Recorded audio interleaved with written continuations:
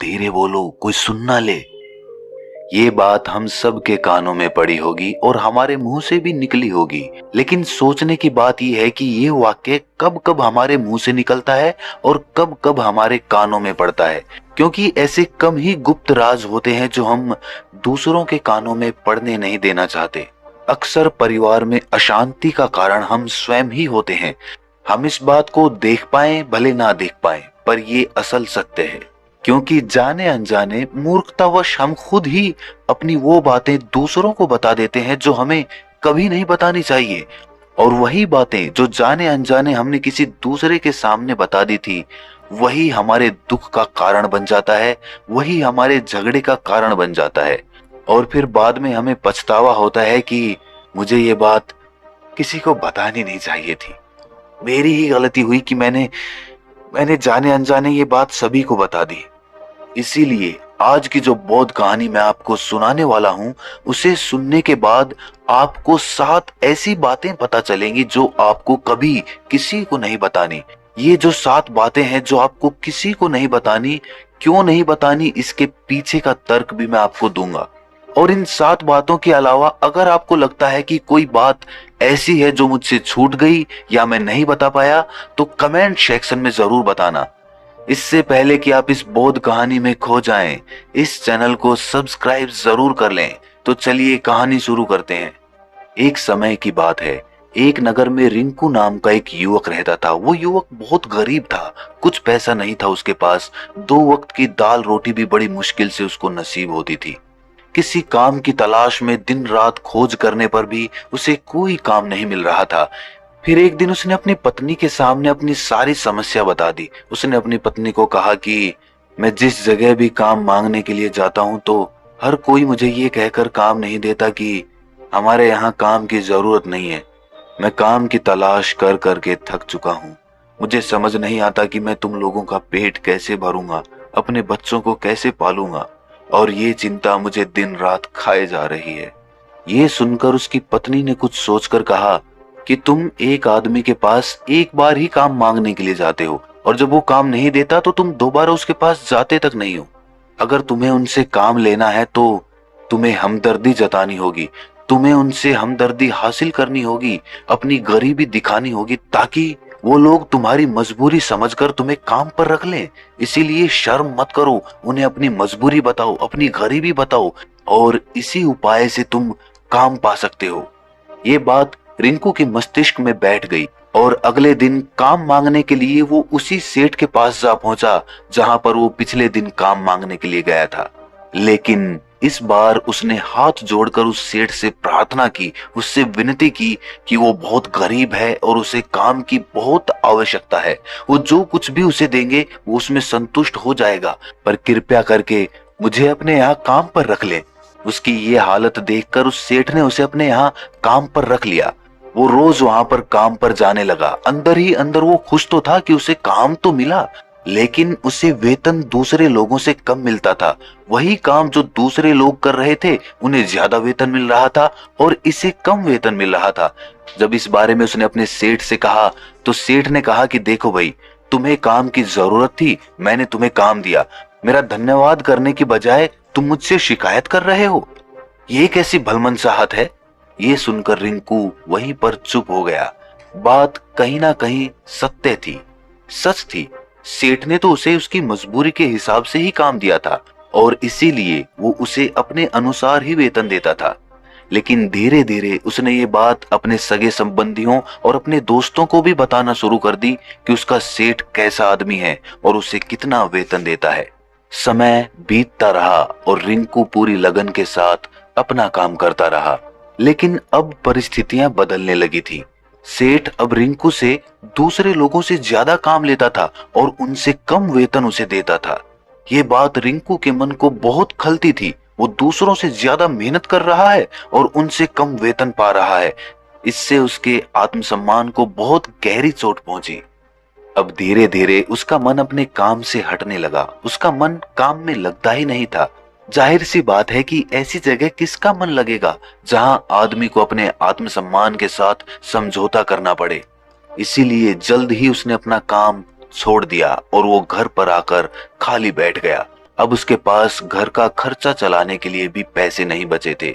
इसीलिए उसने अपने सगे संबंधियों और अपने दोस्तों से सहायता मांगनी शुरू की। लेकिन उसके दोस्त उसके सामने तो उसे दया का पात्र समझते थे, उसे दिलासा देते थे, लेकिन पीछे से उसका मजाक उड़ाते थे। वो कहते कि कितना बेवकूफ है, सेठ ने इतना काम लिया और बेचारे को पैसे भी नहीं दिए। अरे हम इसको पैसे दे दें तो ये कल हमारा भी पैसा वापस कर पाएगा? इसकी ऐसी हालत है, काम तो इसके पास कुछ है नहीं, पैसा कहां से लाके देगा? और इसी वजह से रिंकू की हालत दिन ब दिन खराब होती जा रही थी। अब वो दिन रात तनाव में रहने लगा था। वही दोस्त, वही सगे संबंधी जो उसके अपने होने का दिखावा करते थे, वो उसे दया का पात्र समझ रहे थे। उन्हें उसके ऊपर तरस आ रहा था। सब लोग आकर उसे ज्ञान तो बहुत देते थे, लेकिन कोई सहायता नहीं करता था।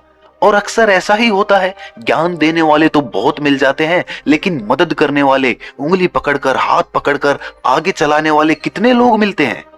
एक दिन उसे पता चला कि पड़ोस के गांव में एक बौद्ध भिक्षु आया हुआ है जो बहुत ही ज्ञानी है। रिंकू इतना तनाव में था कि उसे कोई रास्ता नजर ही नहीं आ रहा था। इसीलिए जाने अनजाने वो उस बौद्ध भिक्षु के पास पहुंच जाता है। वहां पहुंचकर वो सीधे उनके पैरों में गिरकर रोने लग जाता है। वो रोते रोते उन्हें अपनी सारी परिस्थिति बताता है। उसे बताता है कि किस तरह उसके सेठ ने उसका फायदा उठाया और उसके सगे संबंधी उसके साथ कैसा व्यवहार रखते हैं। सारी बातें सुनकर बौद्ध भिक्षु ने उसे चुप कराते हुए कहा कि भंते, ये सारी समस्याएं तुम्हारी बुद्धिहीनता, तुम्हारी मूर्खता के कारण उत्पन्न हुई है। अगर तुम्हारे अंदर विवेक होता तो इनमें से एक भी समस्या तुम्हारे चित्त को दुखी नहीं कर सकती थी। लेकिन तुमने अपने अविवेक के कारण, अपनी मूर्खता के कारण खुद ही अपने रास्ते में कांटे बिछा दिए। आज मैं तुम्हें 7 बातें बता रहा हूं जो भूलकर भी किसी को मत बताना। और इन बातों का अनुसरण करते हुए तुम बाहर से मिलने वाले दुखों को तो दूर कर ही सकते हो जो बेवजह दुनिया की वजह से तुम्हारे अंदर पनपते हैं। पहली बात जो किसी को नहीं बतानी चाहिए वो है अपनी मजबूरी। अपनी मजबूरी का दिखावा करके, दूसरों का दया पात्र बन के उनकी सहायता लेने की गलती कभी मत करना। हो सकता है कि आज वो तुम्हारी मजबूरी देखकर तुम्हारी सहायता करते, लेकिन कल वो तुम्हारा फायदा उठाने से भी नहीं चूकेगा। और अगर फायदा भी नहीं उठाया तो दूसरों के सामने तुम्हारा मजाक बनाने में वो आदमी कभी नहीं चूकेगा। इसीलिए कभी भी अपनी मजबूरी का दिखावा मत करो। अगर घर में 2 रोटी है, सूखी रोटी है, तो वही खाकर सो जाओ, लेकिन दूसरों को इसके बारे में भनक तक नहीं लगनी चाहिए। जरा आप खुद सोचो, मजबूरी बताने का क्या प्रयोजन होता है एक इंसान का? या तो वो दूसरों से सहानुभूति हासिल करना चाहता है या उनसे कोई आर्थिक मदद चाहता है। लेकिन अगर दोनों ही परिस्थितियां आप देखें तो दूसरा आदमी आपका फायदा उठाने से नहीं चूकेगा। और अगर वो फायदा नहीं भी उठाएगा तो अपनी नजर में तो वो आपको मूर्ख ही समझेगा, बेवकूफ समझेगा और दूसरों के सामने आपका मजाक तो जरूर बनाएगा। इसीलिए अपनी मजबूरी के बारे में कभी किसी को मत बताना। दूसरी बात जो किसी को भी नहीं बतानी चाहिए वो है अपनी अतीत की गलतियां और भविष्य की रणनीतियां। जरा सोचो कि अगर हम अपने अतीत की गलतियां किसी दूसरे को बताते हैं तो उसका क्या प्रभाव होगा। वो गलतियां ठीक तो नहीं की जा सकती, जाहिर है, तो उन्हें बताने का क्या प्रयोजन रह जाता है। आप अपने अंधेरे पक्ष को खुद दुनिया के सामने बता रहे हो, खुद अपनी गलतियां दूसरों के सामने बता रहे हो। इससे उस आदमी की नजर में आपका एक चरित्र गठित हो जाएगा और वो भविष्य में हमेशा आपको उसी नजरिए से देखेगा। इसीलिए किसी भी आदमी की नजर में अपना चरित्र गठित मत होने दो। और जरा सोचो कि आप व्यर्थ में ही अपने भविष्य की रणनीतियां दूसरों के सामने बता रहे हो। जो लोग आपके काम का हिस्सा ही नहीं हैं, उनके सामने अपनी भविष्य की रणनीतियां, अपनी डींगे हाँकने का क्या फायदा? वो लोग आपकी सहायता तो नहीं करेंगे, लेकिन आपकी भविष्य की रणनीतियों में बाधा जरूर बन सकते हैं। आप खुद अपने विवेक का इस्तेमाल करिए और सोचिए कि आपके साथ भी ऐसा हुआ है कि आपने अपनी भविष्य की रणनीति किसी को बताई हो और वो कामयाब ही ना हुई हो। जरूर हुआ होगा, जरा गौर से सोचिए। तीसरी बात जो किसी को नहीं बतानी चाहिए वो है अपने घर की बातें। जो भी हमारे घर के अंदर आपस में बातचीत होती है, हमारे माँ बाप के साथ, हमारी पत्नी के साथ, हमारे बच्चों के साथ, वो बातें परिवार तक ही सीमित रहनी चाहिए। अगर आप इन बातों का दूसरों के सामने ढिंढोरा पीटते हो तो दूसरों को आपके घर में घुसने का एक मौका मिल जाता है और वो इसका फायदा उठाने से कभी नहीं चूकेंगे। वो आपके परिवार के सदस्यों को आपसे दूर लेकर जाने की कोशिश करेंगे। अक्सर ऐसा होता है, हम समाज में देखते हैं कि हम अपने घर के झगड़ों को कम करने के लिए उन झगड़ों को अपने पड़ोसियों और दूसरे सगे संबंधियों को बता देते हैं, लेकिन इससे आपको सहायता कभी नहीं मिली होगी, बल्कि आपके घर के लड़ाई झगड़े और ज्यादा बढ़ गए होंगे और वो जाहिर है वो बढ़ेंगे। अगर आप अपने माँ बाप की बात दूसरों को बताएंगे तो आपके माँ बाप को बुरा लगेगा ही कि हमारा बेटा हमसे बताए बगैर दूसरों को ये बातें बता रहा है। इसीलिए अपने घर की बातें और अपने घर के लड़ाई झगड़े किसी के सामने मत बताना। अगली बात जो मैं आपको बताने जा रहा हूं, जो किसी को नहीं बतानी चाहिए, वो सुनने पर बहुत अजीब लग सकती है, लेकिन उसका सत्य भी मैं आपको एक तर्क के माध्यम से दूंगा। मैं कहता हूं कि अपनी आमदनी किसी को मत बताना। अब अपनी आमदनी ना बताने के पीछे क्या प्रयोजन हो सकता है? जरा सोचिए कि आप अपनी आमदनी अपने दोस्तों को बता देते हैं, तो जब आपके दोस्तों को जरूरत पड़ेगी तो वो सिर्फ आपको ही याद करेंगे, क्योंकि उनको पता है कि अगर आपकी आमदनी ज्यादा अच्छी है तो आप ही उनकी मदद कर सकते हैं, और इसीलिए ज्यादा लोग आपसे सहायता मांगेंगे। और जब आप उनकी सहायता नहीं करेंगे तो वो सोचेंगे कि इस आदमी के पास पैसे हैं, मेरी सहायता कर सकता है, लेकिन ये सहायता कर नहीं रहा है। और इसीलिए आपकी आमदनी आप दोनों दोस्तों के बीच एक झगड़े का कारण हो सकती है। कम आमदनी होगी तो लोग मजाक उड़ाएंगे और ज्यादा होगी तो सहायता मांगेंगे। तो अपनी आमदनी बताने का कोई प्रयोजन नहीं है। अगली बात जो मैं आपको बताने वाला हूं उसे अपनी गांठ बांध लेना और किसी को ये बात मत बताना। अपनी कमजोरियां और अपनी ताकत।